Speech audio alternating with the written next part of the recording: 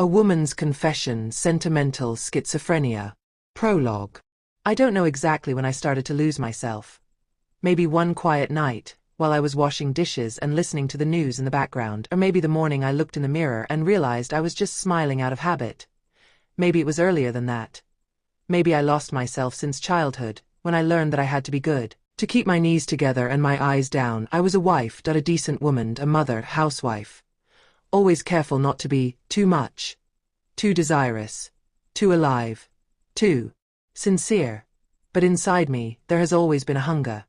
Not one for food, not one for things, but a hunger for touch, for looks that burn, for moments that break time in two, a hunger to be seen, touched, desired without shame. I lived my life divided between what I should and what I feel, between the vows spoken at the altar and the body that demanded more than what it received.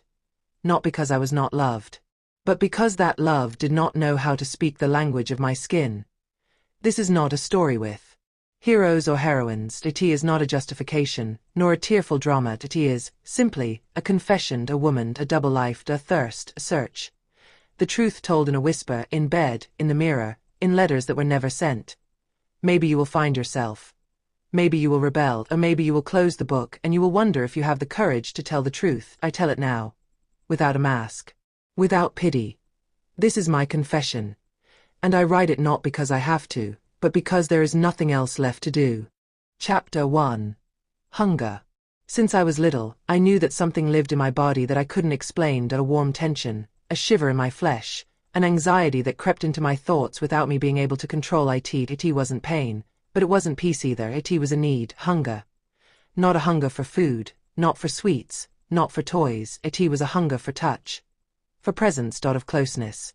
Ever since the age when other little girls were drawing butterflies and prom dresses, I dreamed of fingers walking on my back, lips that pressed against my shoulders, a voice that spoke my name slowly, in a whisper, like a prayer murmured between two breaths. But I quickly learned to hide, because the world doesn't love girls who feel too much. In school, in my family, in my circle of friends, I was taught that a girl must be good. This word was spoken to me severely dozens of times. A good girl doesn't touch herself. A good girl doesn't caress her neck in the silence of the night. A good girl doesn't feel shameful things.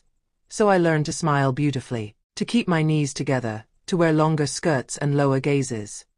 But in me, the fire didn't burn. Extinguished, it gathered in my chest, between my hips, in my dreams. I remember the nights I lay awake, my heart beating too fast, while my hands searched for the truth. I didn't know what I was doing, I just felt my body asking for it. And I didn't want to betray it.